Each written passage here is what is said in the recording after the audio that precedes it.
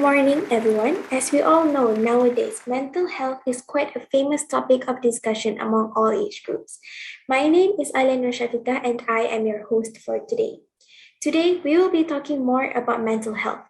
To have a much better and clearer understanding of this topic, we will be talking to two certified psychiatrists, Nur Farah Wahidah and Muhammad Danish, alongside a public community service member who had joined community activities associated with Mental Health Day every year since 2018, Intan Farida, a diagnosed mental health advocate, Siti Nur Elisha, and finally, Nur Izzah Atira, who is a certified therapist. Thank you for being with us today. I have several questions ready for our invited guests, and I can wait for our insightful discussion today. Shall we start off our topic of discussion today with Ms. Elisha? Could you please elaborate on what is mental health and what are the causes of mental health issues? It is my absolute pleasure to be talking about this topic, mental health. We always hear about mental health, about someone who affected by mental health, maybe from our friend, our family, and from others. Did you know what is mental health actually? It is from our emotional, physiological, and social well-being are all part of our mental health. It has an impact on the way we think, feel, and act. It also influences how we deal with stress, interact with people, and make good decisions. Mental health is important at all stages of life, including childhood, adolescence, and adulthood. Although the concepts are sometimes used similarly, mental illness and poor mental health are not similar. A person's mental health might be bad without being diagnosed with a mental condition. A person with a mental illness can also go through phases of physical, mental, and social well-being. Mental health issues are affected by a lot of environmental and genetic variables. The first cause is inherited features, which implies that mental disease is more likely in persons who have a mental illness in their blood relations. Certain genes may enhance your chance of mental illness, and your living circumstance may be the trigger. Another factor is maybe someone from a young age faces self-trauma for certain reasons. Mental illness more factors from severe traumatic incidents such as sexual harassment, sexual assault, being bullied, family problem that cause a serious fear, and many more issues are becoming popular among the public about the trauma that will result in a person's mental illness. So from me. I see. Thank you for your clear explanation, Ms. Elisha. We will now hear a response from Ms. Farah, who is also known to be a certified psychiatrist. In your opinion, do you think the society views physical and mental health differently? And do you think that the two should be addressed in the same manner? Why do you think so? Before I proceed on responding to your question, I would like to say hello and good morning to everyone.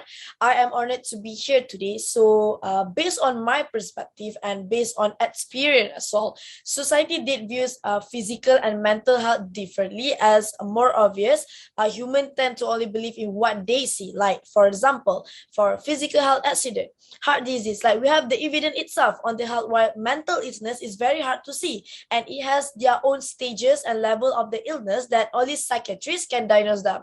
So due to that reason, I am strongly believe that these two problems should be addressed equally in order to help those people that actually in the positions of needing help, mostly mental health.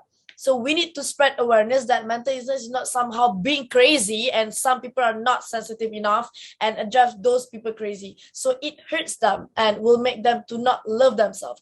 This is something that we need to spread awareness on how this disease is heavy as the other physical disease as well. So some people really need to learn and have manners, mostly in those people that are having unusual mental breakdown. Understand. Thank you so much, Ms. Farah, for the information. I do hope and wish for the same things as you do too. Next, I would love to hear the answer from Ms. Intan, who is a public community service member of Mental Health Day. Should society change its perception of mental health? If so, how are you going to help to make this happen? It is with great gratitude that I am invited today to talk about a well-known topic among the society, especially the younger generations today. My response will be yes. Society should change its perception of mental health. There are many ways to make it happen. I will pick three of them. The first way is by talking openly about the mental health. We have to be open-minded and ready to talk openly about mental health. We have to break the old-fashioned approach whereas this kind of sensitive issues only can be discussed in a closed session. The public needed to be encouraged and convinced mental health is not an embarrassing matter to be discussed. They have to be taught that a healthy mind will lead to a healthy body. A healthy body will give a healthy life. Secondly, we should educate ourselves as well as everybody else in order to convince the public that mental health should be discussed openly. Everybody has to be educated. One of the ways to educate the public is by taking the inclusive approach. We have to include them in any activities, i.e., inviting them to join any community talk or group discussion. We can open the opportunity for them to come forward to share their opinion and ideas on mental health issues. Once they feel they are part of the community activities, the sense of ownership will be there and they will be more active in the issue that arise. Finally, we must encourage equality between the physical and mental illness. Once they are part of the community in the mental health awareness campaign, they will be the part of the issue itself. The awareness itself will lead them to understand that there is no double standard treatment between physical and mental health. This understanding will encourage them to treat physical and mental health equally. Once the public be open-minded, understand and gets involved in the issue, they will automatically embrace the fact that mental health is equally important to physical health. Healthy mental and healthy physique will lead to a healthy body. A healthy body will lead to a healthy person, a healthy family, a healthy community, and a healthy country. Thank you, Miss Intan. I feel as if I have learned a lot more about mental health today from our invited guests, but I have more questions to ask. So let us move on to our next guest, Miss Iza. As a therapist, how can anyone tell if their friend, partner, or family is having a mental health problem? First and foremost, thank you for giving me a platform to speak of mental health issue and raise awareness in this current society. We can tell from the significant and symptom of mental health can vary depending on the disorder, circumstances, and other factors. Mental health symptom can affect emotion, thoughts, and behavior. For example, feeling sad or down, confused thinking, or reduced ability to concentrate, extreme mood changing of high and low, withdrawal from friends and activities, significant tiredness, low energy or problem sleeping, detachment from reality or delusions, paranoia or hallucinations, and many more symptoms. In addition, a symptom of a mental health disorder appear a physical problem, such as stomach pain, back pain, headache, or other unexplained ache and pain. Thank you very much, Ms. Iza, for your knowledgeable response. And finally, Mr. Danish, do you think social media plays a huge role on an individual's mental health? Why do you think so? Yeah, hello and good day, everyone. I am so grateful to be here today to talk about this topic. So, Alia, to answer your question, I do think social media plays a huge role on individual mental health because there is a positive way in which it can help stay connected and support well-being. Let me give you an example.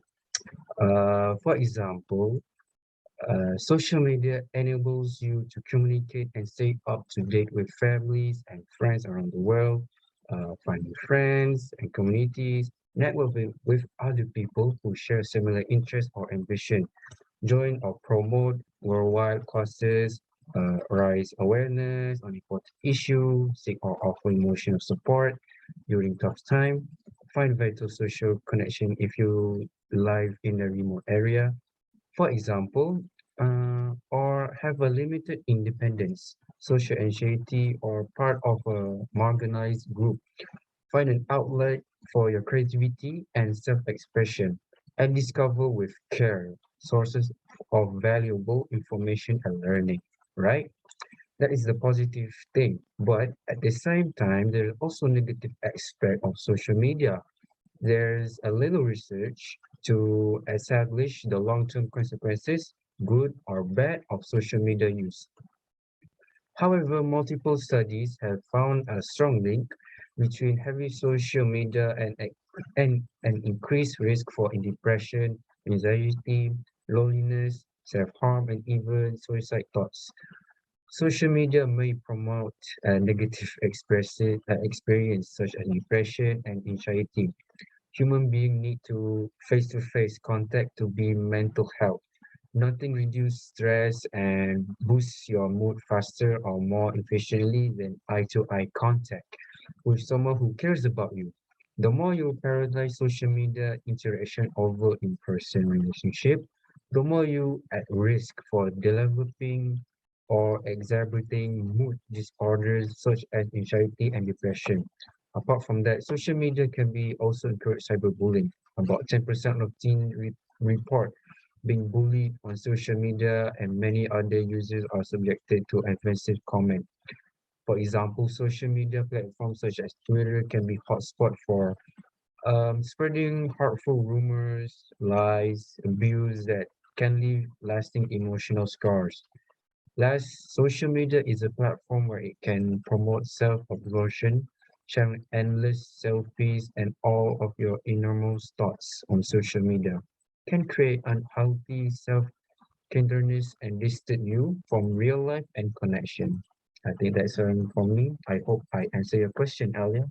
Wow, your response is such an eye opener to me and perhaps to everyone here today as well. I truly appreciate it. Thank you, Mr. Danich, for your wonderful and insightful response. And that is the final answer from our invited guests today. Thank you so much for the great input.